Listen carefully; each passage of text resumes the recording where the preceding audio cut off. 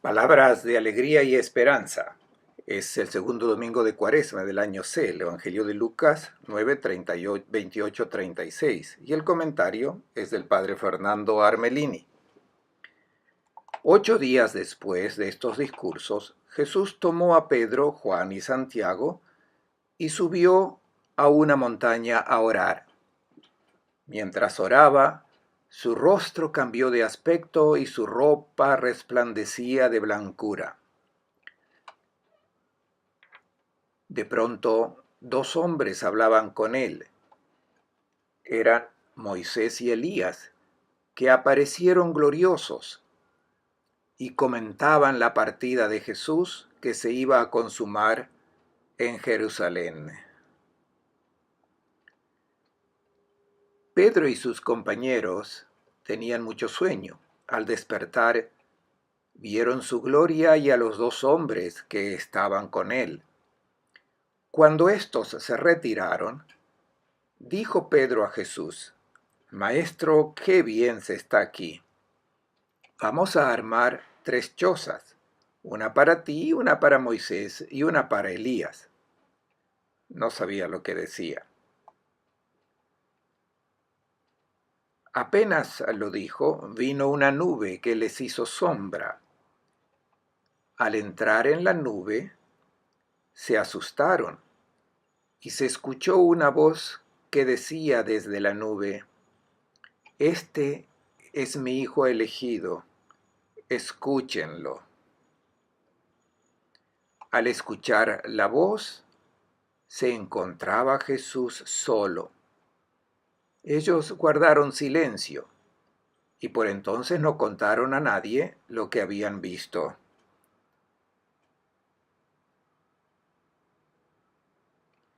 Un buen domingo para todos.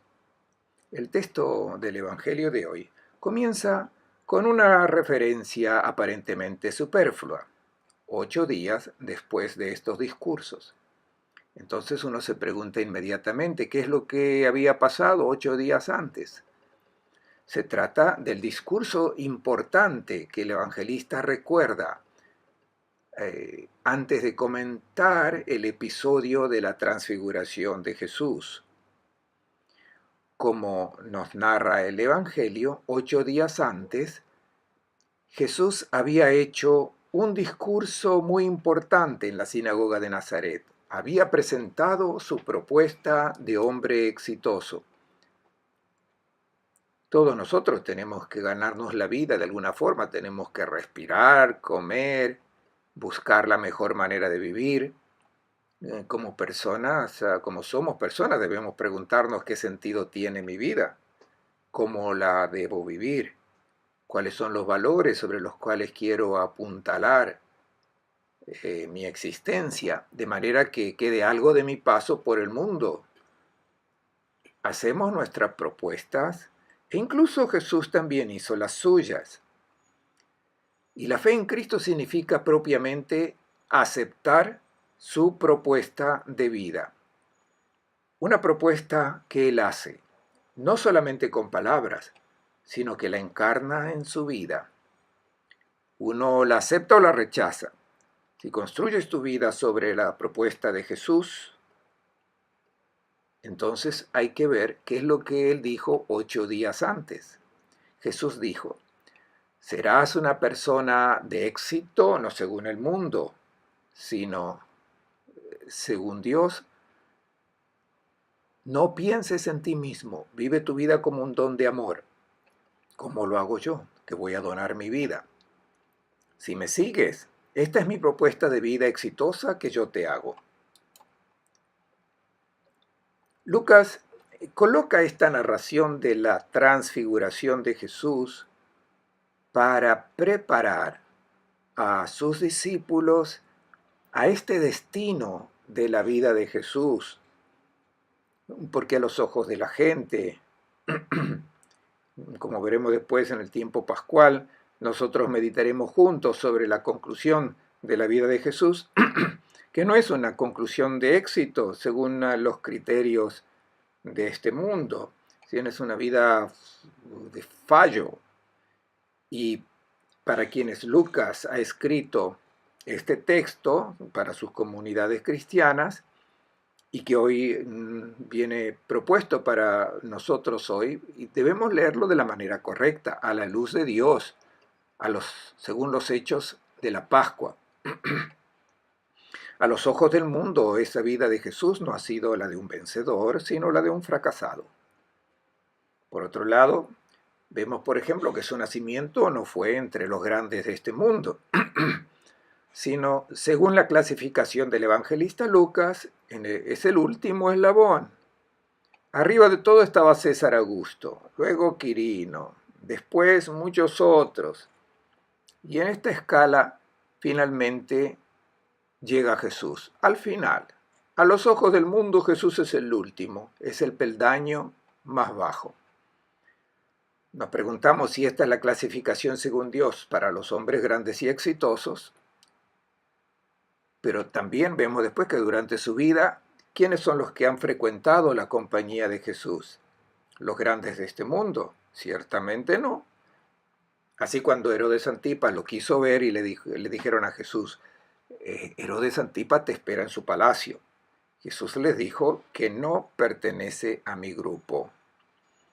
El grupo de Jesús no era de los grandes de este mundo, sino el de los pobres, de los últimos, de los pecadores, de los enfermos, aquellos que eran rechazados por todos.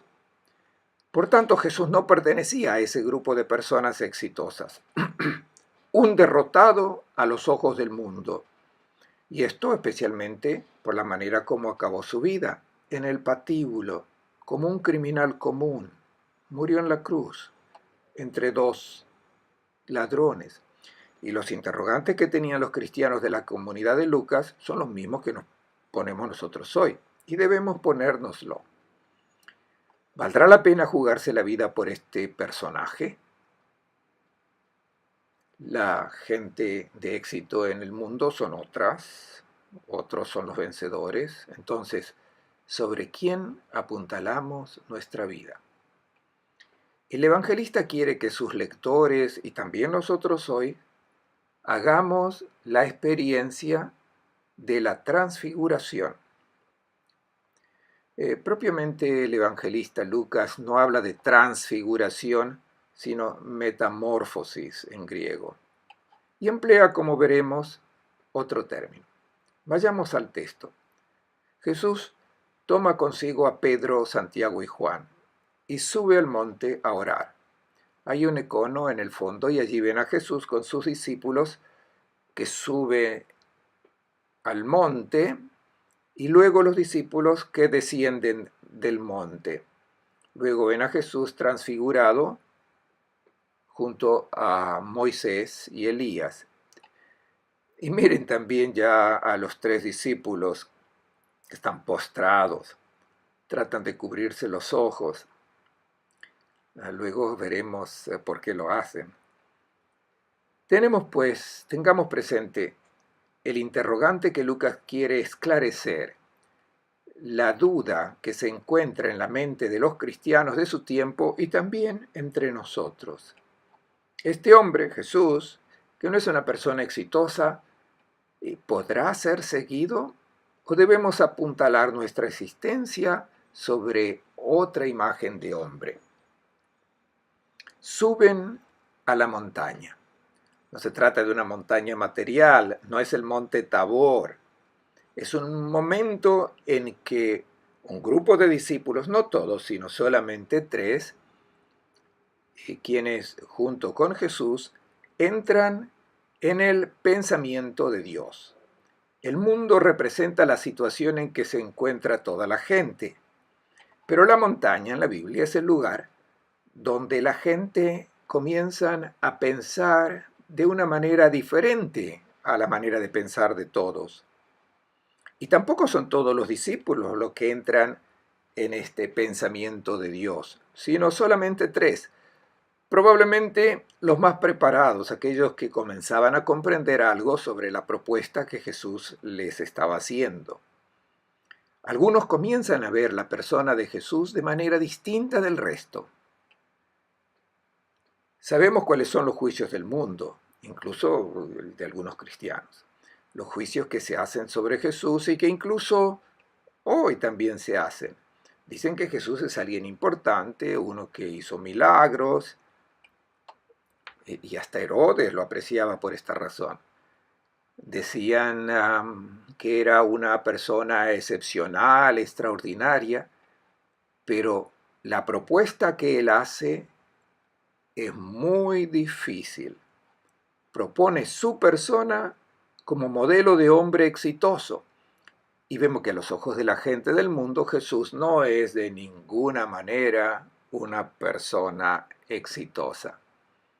¿Valdrá la pena seguirlo? El texto dice que Jesús fue a la montaña a orar y claramente ha involucrado también a sus discípulos. Por tanto, el objetivo no era el de transfigurarse, sino que fue a orar. Y los momentos de oración son momentos intensos espiritualmente, en el cual Jesús mismo descubre cuál es el destino al que es llamado. Jesús vino para dar comienzo a un mundo nuevo, para cambiar este mundo, que era un mundo de fieras, de competición, donde se buscaba dominar unos a otros, mientras que Jesús es llamado a salvar a los hombres y en la oración, uniéndose al pensamiento del Padre, Jesús comprende que su vida no será un éxito, sino que el mundo será cambiado por un derrotado. Y lo que pasa con el cordero en medio de lobos, para cambiar el pensamiento, el pensar, la conducta de los lobos, de los hombres, no es presentarse como un lobo más grande y más fuerte, sino como cordero. Especialmente mostrando que es donando la vida que se es realmente hombre, no destruyendo la vida de los demás, venciendo, derrotando a los demás, sino amando, donándose a sí mismo para la vida de los demás. Y mientras oraba, su rostro cambió de aspecto. El evangelista Lucas no dice que sucedió una metamorfosis en el rostro de Jesús, que Jesús fue transfigurado. Dice que en la oración el aspecto de su rostro cambió y su ropa resplandecía de blancura. ¿Qué significa este cambio de aspecto? Un cambio de aspecto que en la oración hasta los 3 discípulos lo notan. Se dan cuenta que el rostro de Jesús, tal como es visto por el resto de la gente, en realidad es muy distinto. ¿Cómo lo ve la gente? Jesús y los discípulos están ahora en el mundo de Dios, pero la gente lo ve a Jesús como un derrotado, como un fallido, por tanto, alguien feo. Pero en la oración, con la luz de Dios que lo ilumina, este hombre que ha donado su vida aparece como el hombre auténtico, como el hombre bello, exitoso, el hijo que refleja el rostro del Padre, de Dios. El rostro de la gente que se asemeja al suyo, que se hacen servidores por amor, son rostros bellos. Los rostros que no se asemejan al suyo y que por tanto no donan la vida, su vida, sino que la quitan a los demás, son rostros de gente deshumana. Malos, infunden miedo, quieren humillar, aplastar. Pues esto les ayuda para realizar sus planes, para subir más alto, aunque sea aplastando a los hermanos. Jesús es la persona bella, pues no hace estas cosas, sino que transforma totalmente su vida en amor. Esta es la luz nueva que los discípulos ven brillar en el rostro de Jesús. Durante la oración, entrando en este pensamiento de Dios, el rostro de Jesús se transforma. De otra manera es un rostro de fracasado. Exactamente como piensa la gente que no reza, que no aceptan la luz del cielo. Luego aparecen Moisés y Elías. Son imágenes bíblicas empleadas para describir esta experiencia que han hecho los 3 discípulos y que nosotros hoy también debemos hacer.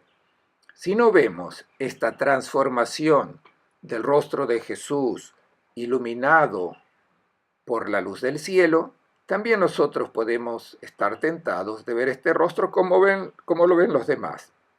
Puede ser un hombre bueno, grande, exitoso, pero yo no lo sigo porque no quiero ser un fracasado según los criterios de este mundo. Pero si tú eres un fracasado según los criterios de este mundo, si no dominas, no aplastas, sino que donas tu vida por los demás, serás exitoso a los ojos de Dios, no frente a los ojos de la gente que piensan como todos.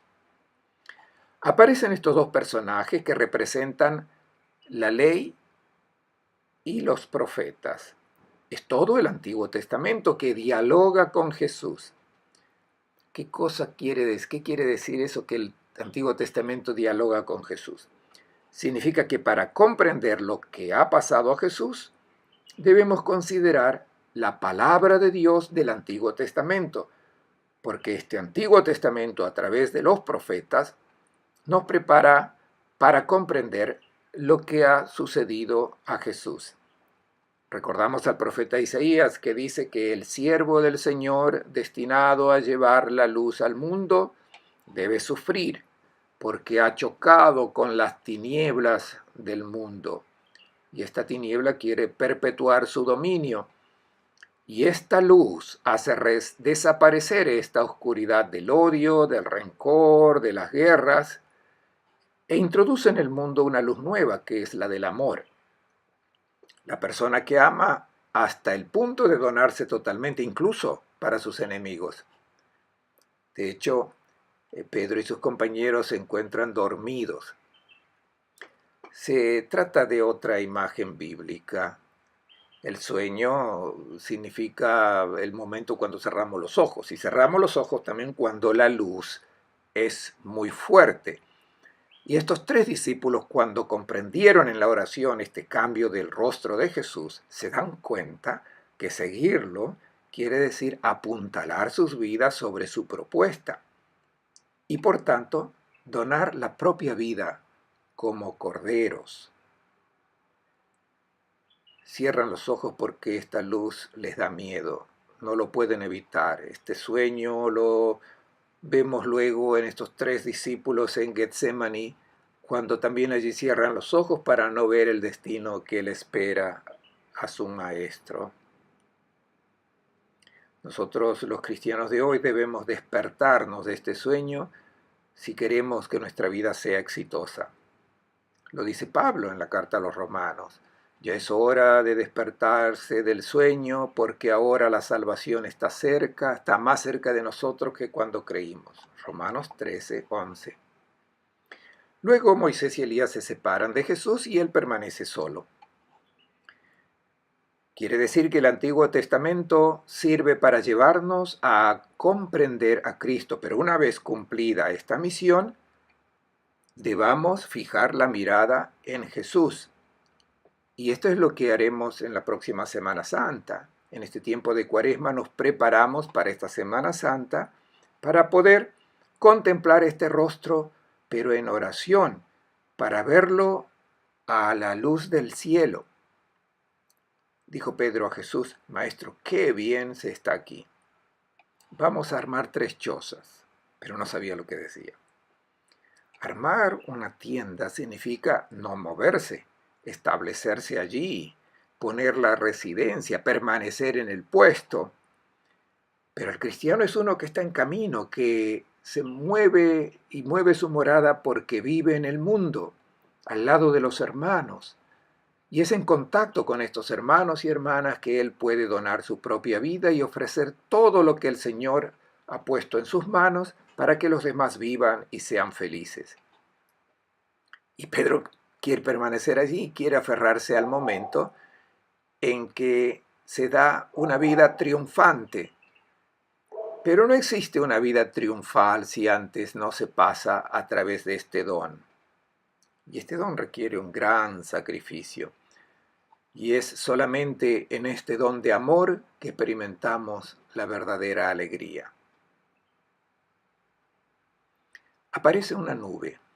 También esta es una imagen bíblica que conocemos muy bien, porque indica la presencia de Dios.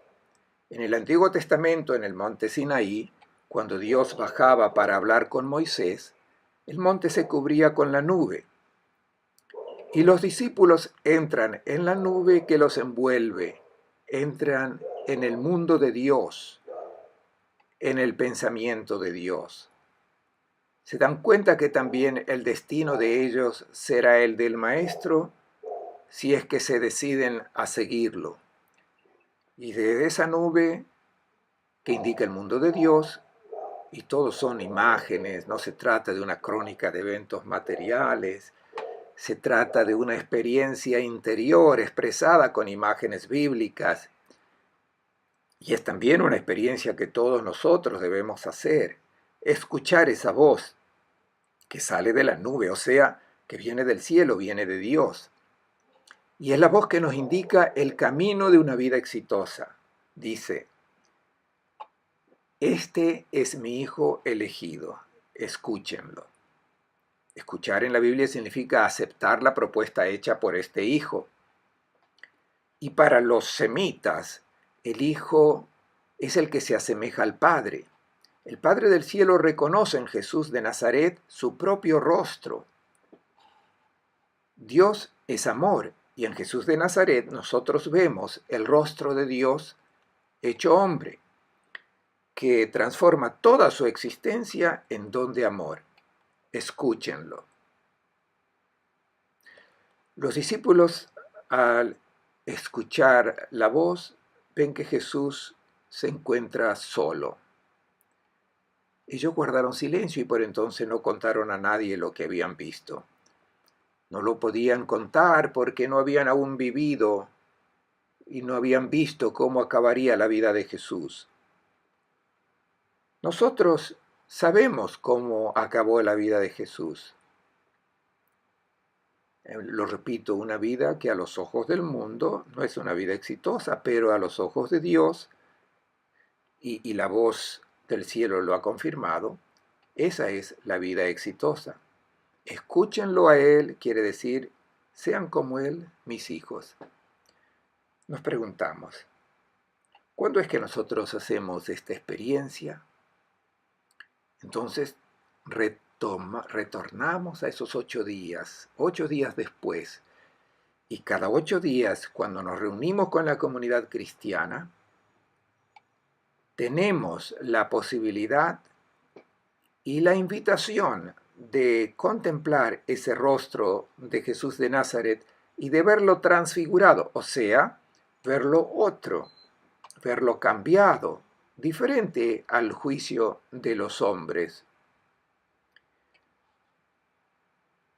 Cada 8 días estamos invitados a reflexionar sobre ese rostro transfigurado y darnos cuenta que de nuestra vida solamente permanecerá el amor que hemos construido. Todo lo demás será eliminado, pero no el amor, porque el amor es la vida de Dios.